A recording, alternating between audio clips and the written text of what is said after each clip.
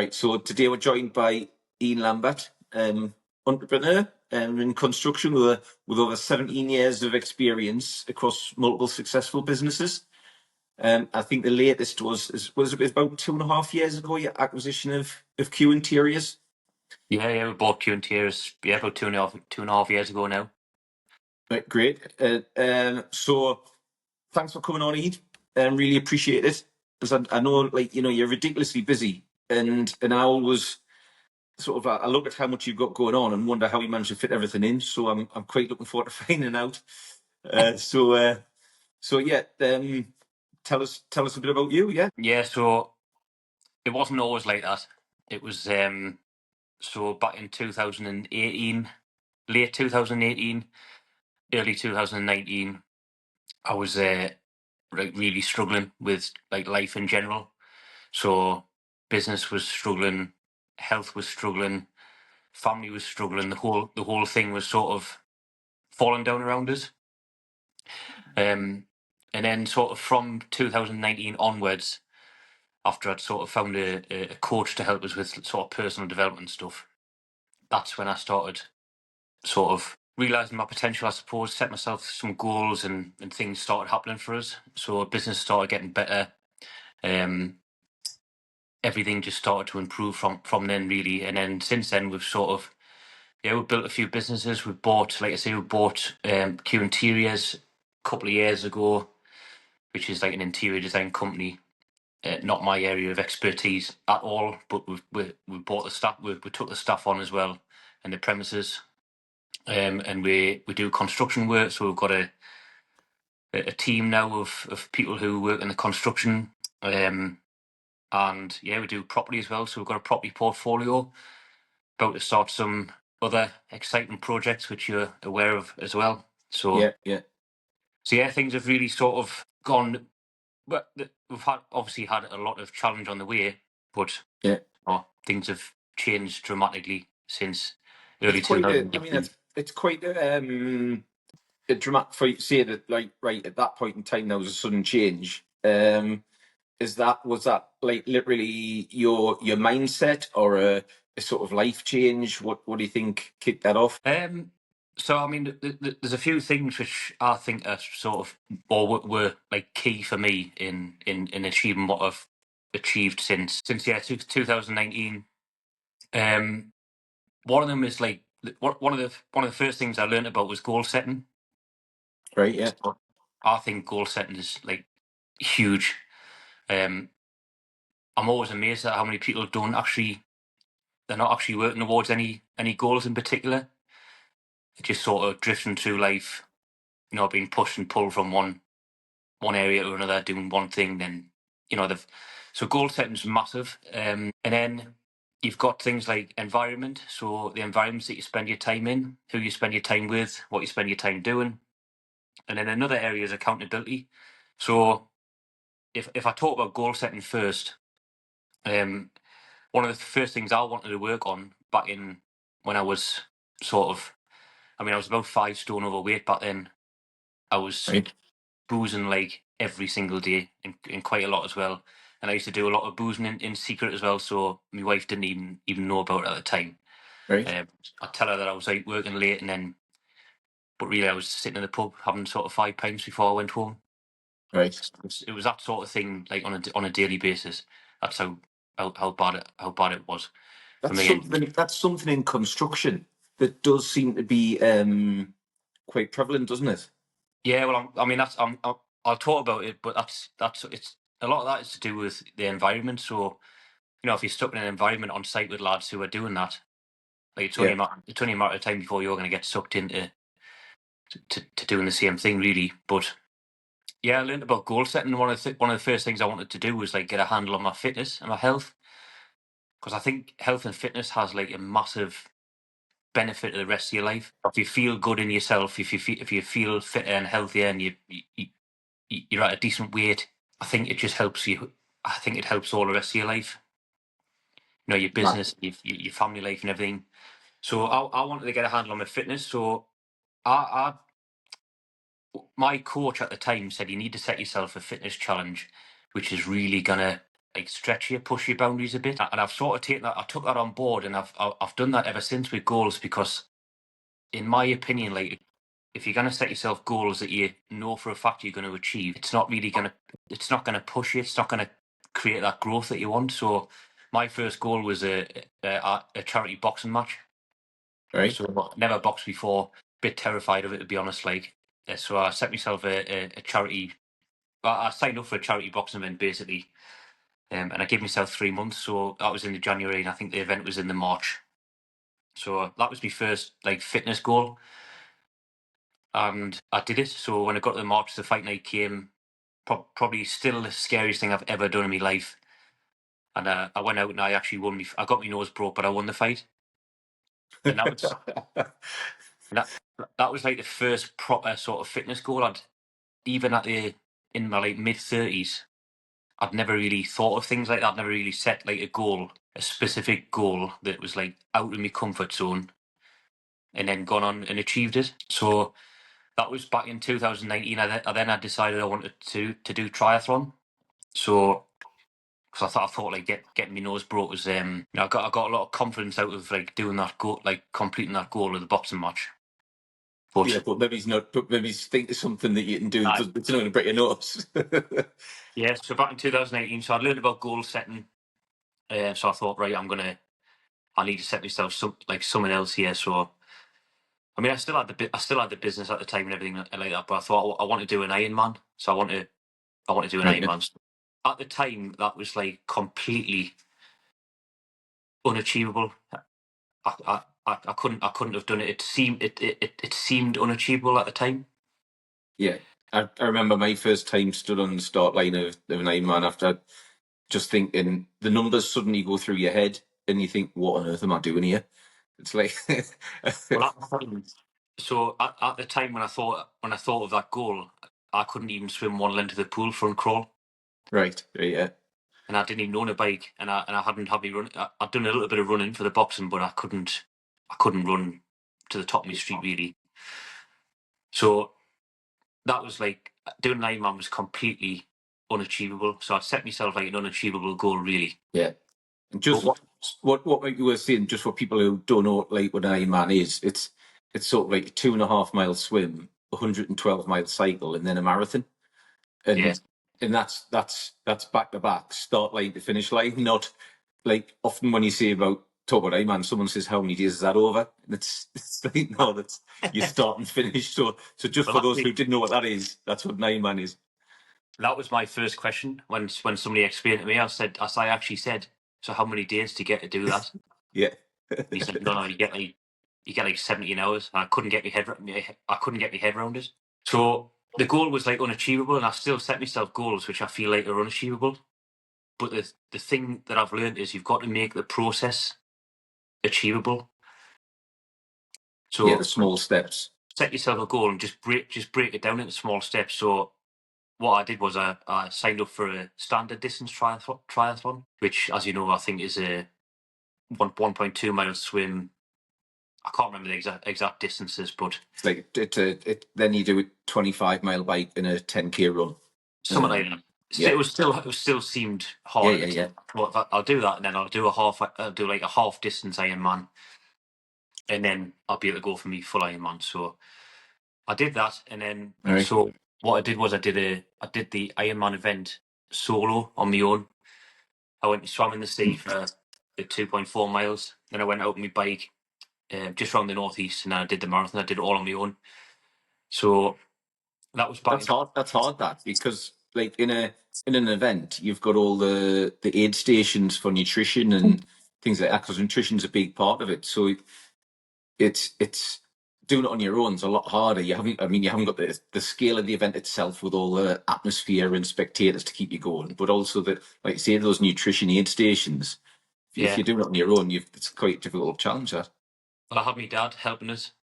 right? Yeah. He's helped us ever since on different challenges. But I remember being on the phone and saying, "Dad, I need you to meet us at certain points, and I can grab a sandwich and all that sort of stuff." But so I had a little bit of help, but I did the event on my own. You know yourself, like when you're in an event, the crowds help, the other people who are doing the event gives you that bit of boost. So it was it was hard anyway, but especially hard the fact that I was like on my own. Yeah, absolutely. So yeah, like goal setting has been like a massive part of this sort of development over the last 5 years, and I still set like big fitness goals now. Did you set like a long term goal? You have your sort of like you say, right, next year I'm going to do an Ironman. Did you set like a longer one as to what that progression could be, or was it like that is the big stretch achievable goal, and then what seems almost unachievable, and then once I've got that done, I'm going to go for the next. So was it just a case of that wasn't like in 5 years it's going to be this? It was more. Did you set it more just as a shorter term, but the next goal will be the thing that pushes us? At the time, I just set the Ironman as a goal. But what happened was when I completed it, you'll know yourself when you see things through and you set yourself goals and you achieve things, you build a bit of confidence. And me personally, I want to try and see how far I can push it and see if I can improve on it again and or do something different. So I actually the year after I broke the world record for the longest unrested triathlon. Right, cool. Tell So us a bit about that. That sounds great. it's just been broken again last week. Is it? Oh, And well, you know what your next goal is then. so it was a 7.5 mile swim, 170 mile bike ride, and a 44 mile run. Right, yeah. But you weren't allowed to rest, so you weren't allowed to stop. And this includes transitions for any longer than 5 minutes. Right, That yeah. was like the Guinness rules. So, and there was a time to do it in which I beat as well. I think I did it in 27 hours or something like that. Brilliant. So yeah, that was my next challenge. And then the year after, I actually did a 1,000 mile triathlon, which is still the hardest thing I've ever done. That was from the top of Great Britain to the bottom of Great Britain. Right. So I did that. Where did you swim? Where did you swim? Did you do? How did that set up? Was it? Did you do it as one swim, or was it little sections of swimming? And how did that work out? So the swim, I split the swim over 3 days. So the swim was 30 miles. So I did 10 miles a day for 3 days. Right. I did it on my own in Loch Shin up in the very north of Scotland. It was Right. absolutely bollockly cold. That I can imagine. I think the water temperature was 8 or 9 degrees, like on average. We'll go up to sort of the Cairngorms quite a bit. That's a lot more like, which I love up there. But I think that's as far north as I've swam in this country, and yeah, it's not the warmest. So Yeah, so I did 30 miles in Loch Shin, and then the next day I cycled from the top of Scotland all the way down to just south of Bristol. right. 875 miles, I think. So I did that in 6 days, and then I ran for 3 days. I ran the remainder 100 miles in 3 days. That's tremendous. But by that point, my legs were absolutely. I couldn't. I remember trying to get in the shower one night. There was a little step to get in the shower. I had to reach down and pull me leg over the step because I couldn't move it. Yeah, I know the feeling. So goal setting has been like a huge thing for me, and I set goals in all areas of life. So I set goals in fitness. I set goals in finance. I set goals with my family. I set goals for fun and also for mindset as well.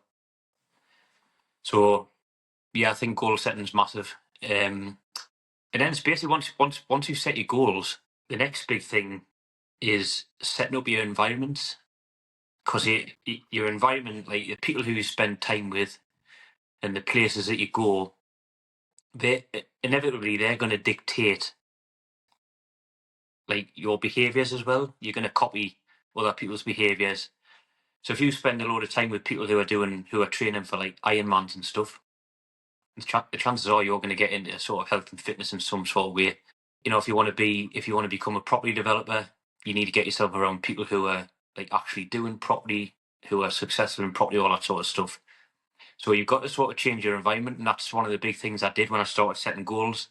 So instead of going to the pub every night, I found like a swimming club, for example, and then you meet people from the swimming club, and then you find out that they go to a running club as well.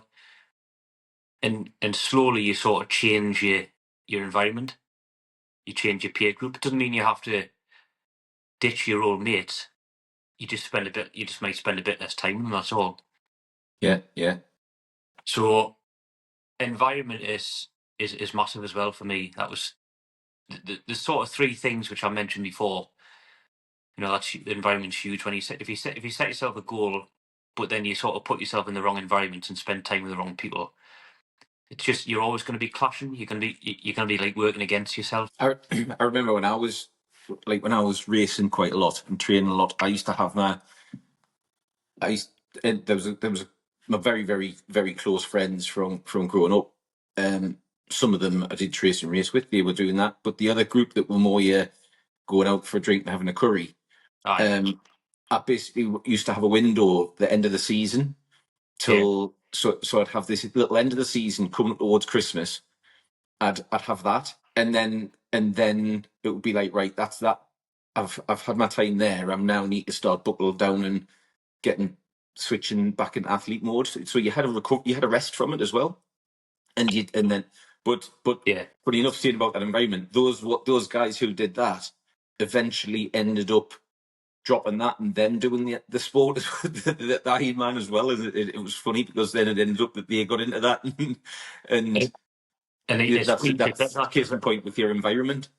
Yeah, and it's you do also tend to drag sort of other people up around you. You know, like if Yeah, you're making improvements in your life, um, it does have an effect on the other people that you're spending time with as well. And I've noticed that as well. Like you know, people from work, they'll see you've done an Ironman, and then you know they might say, well, I could fancy doing some sort of fitness challenge, and you start to see and noticing other people as well.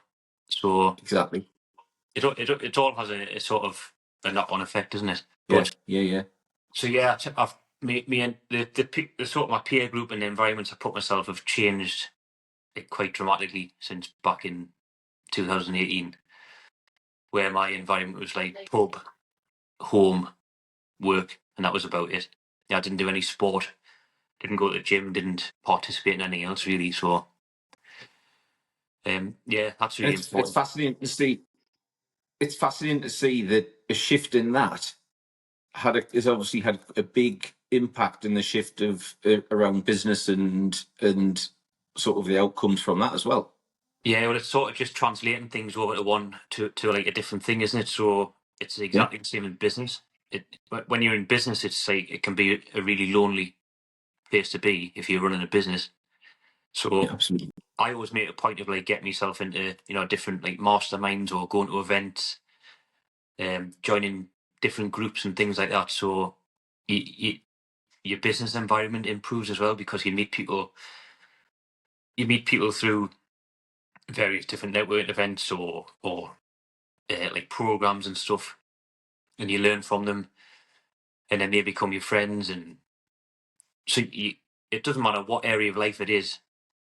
Like you can always make tweaks to your environment and improve it and stuff like that. So Yeah, yeah, it's all transferable, isn't it? Whether it's fitness, business, your family life. It's sort of it's where you absolutely. spend your time, who you spend your time with. It's that's sort of for us, like with it is this you with doing the podcast. We very much come from a sport angle with the business coaching because the analogies are easy to get across in sport and stories. But Yeah, it's like you see, it's completely transferable. What you learn out there in the on the field or in doing whatever it is that you're doing. yeah, Um, it's effectively it's the same thing when you drop it into business. You're going through similar process. It's follow the process, set goals. What's your environment? What's like how are you hitting the targets? How are you staying motivated? How are you looking after yourself? What about the people around you? It's the same. It's all the same stuff, isn't it? it is the same stuff. It's like you've hit the nail on the head there. So there's loads of like stories I could tell you about some of the challenges I've did where you've hit like a really hard time or something's happened, and if I didn't have the people around us, like they don't have to be with you. Like I had a coach who I could phone up and I chat to him about something that's happened, and he'll help us through it, or whether it's help you like through it mentally, or you've got like an issue and you just need a bit of help with it. It's the same in business, isn't it? You're going to have like loads of challenge all the time, but if you've got nobody around you, you know, you can feel isolated on your own, can't you? Yeah, It's the exactly. same thing if you can have a coach in business, you can be part of masterminds, so you can just ask all these different people for help and advice, and it also, if you mix with the right people as well, it can it there's a lot of accountability there, and you can also be inspired by people.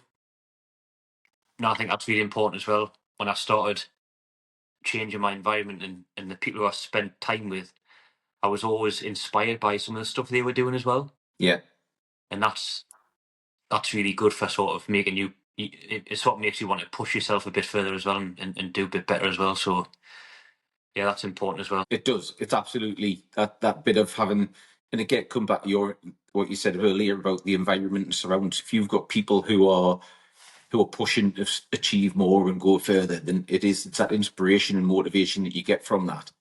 Yeah, Really helps push you, and having a good word, well, a word that you came up with there that comes up more and more and more, and it is key, is that accountability.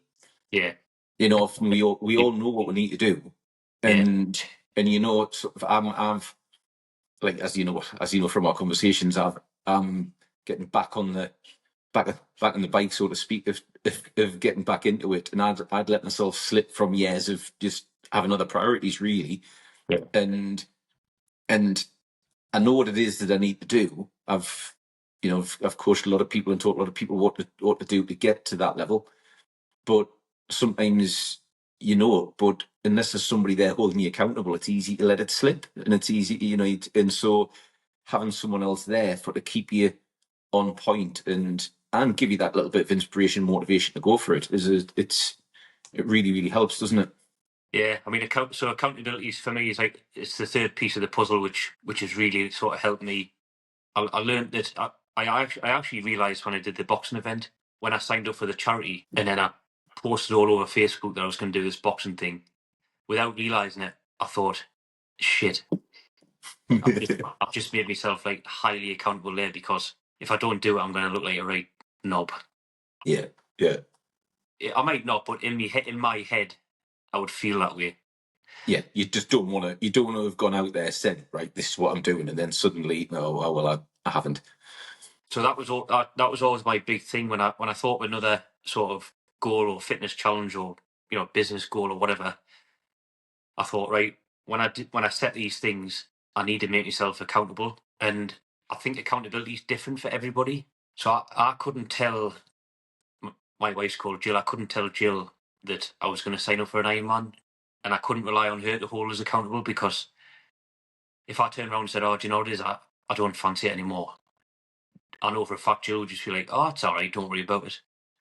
That's Sometimes that's not what you need. You need somebody to say, "No, no, you've signed up. You said you were going to do that. You're going to do it." Yeah, So I always tell a lady called Jane, she runs the Dragonfly Cancer Trust. So I right. always tell Jane that I'm going to do a challenge. Like if I think of something next year, I always tell her straight away, Jane, I'm going to do this next year, and I'm going to raise money for the Dragonfly Cancer Trust. And straight away, that's massive accountability for me. So and I know that works really well. So during those times where we all get them, where you just think, "Fuck this, I can't be arsed. Like what am I doing?" And it's just like a little blip. It's a bit of a mindset thing, and having a great day, you might be tired or whatever. It just gets you through it. It helps you.